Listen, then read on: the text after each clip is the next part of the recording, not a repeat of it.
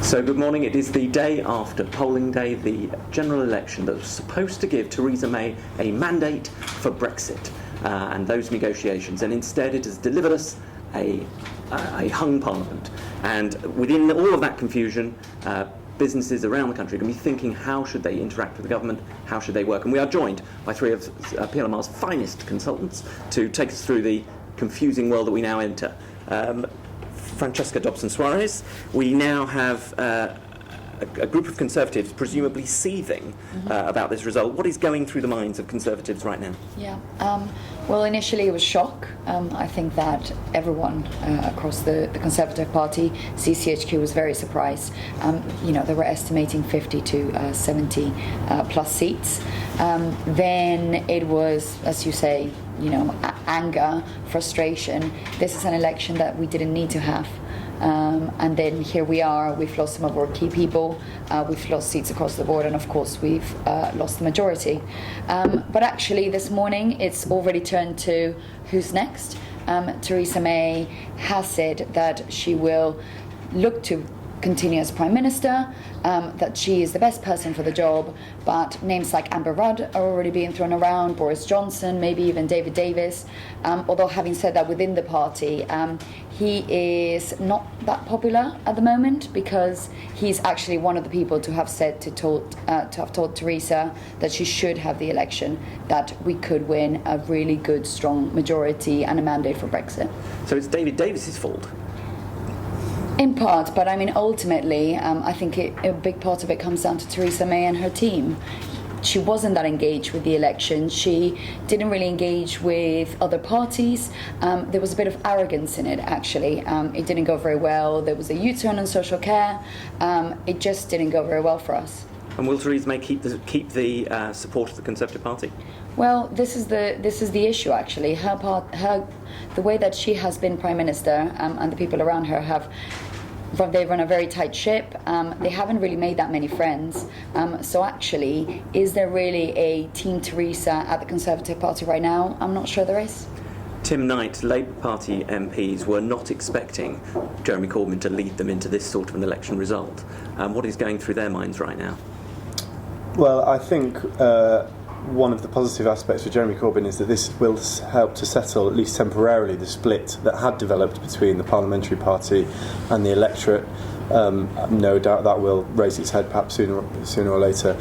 But you talked earlier about how will businesses want to navigate this new, very unclear political landscape, and it's very obvious now that Labour matters again, having been written off just a few weeks ago at the start of this election campaign.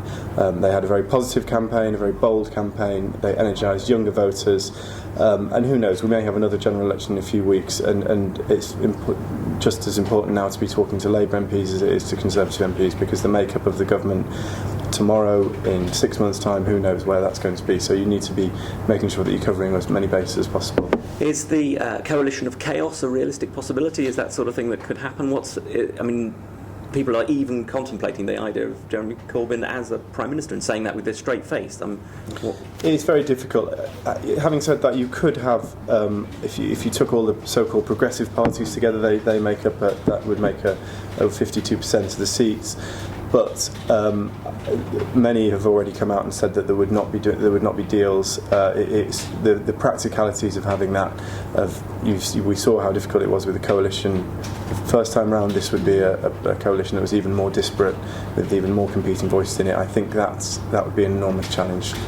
Patrick Cousins, the Liberal Democrats obviously love a coalition, love a hung parliament. Does this election result mean that they're back in the game? I think not anymore, Stephen. I think after the experiences of 2010 and being so hammered in 2015, it was always unlikely that the Lib Dems would want to countenance another coalition again so quickly, and the political circumstances have really moved on quite significantly from 2010, and the alignment that existed to an extent between David Cameron's Tory party and Nick Clegg's Liberal Democrats is now really quite disparate between Theresa May's Brexit and what the Tory party are looking to do, and what the Liberal Democrats ostensibly campaigned on, which was staying in the European Union. It just never seemed like it was going to be a feasible coalition. That being said, I think the Lib Dems obviously 4 more MPs than last time around.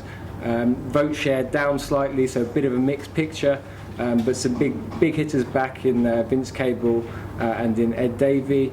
And I think as well, when the majorities are so slim, in the way that Labour are obviously very, very much back in the picture, but the Lib Dems, in a smaller way, also back in the picture because their votes will really, really count in Parliament. Well, the Lib Dems this was supposed to be the Brexit election.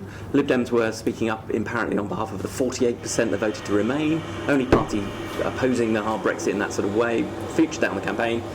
7.7% of the vote. I mean, how's that gone so badly wrong? In some ways a missed opportunity, but I think you have to give credit to the Labour Party and to Jeremy Corbyn and the way that he captured a lot of votes that maybe the Lib Dems thought they could go out and take. He really energised the young vote very, very well. But it's right to say that it's not an unqualified success for Lib Dems, 4 more seats. It's not an outstanding result and a dip in the vote share.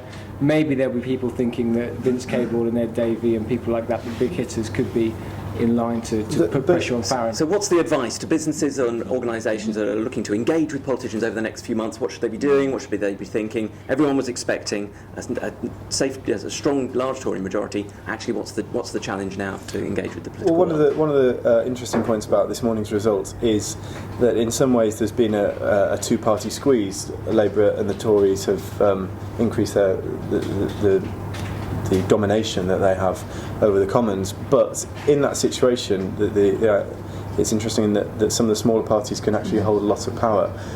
So at the time we're speaking right now, it looks as though the Conservatives are going to go in party with the DUP, who would have had them as a major. That's a new ground for them. I'm sure Nigel Dodds will be a lot of Google searches for him this morning to see who is these. And when you have such a tight result, some of these smaller parties, and again, it could be that the Lib Dems have a role to play. So really it's just about engaging with everyone. You know, it was the Conservatives for a very long time.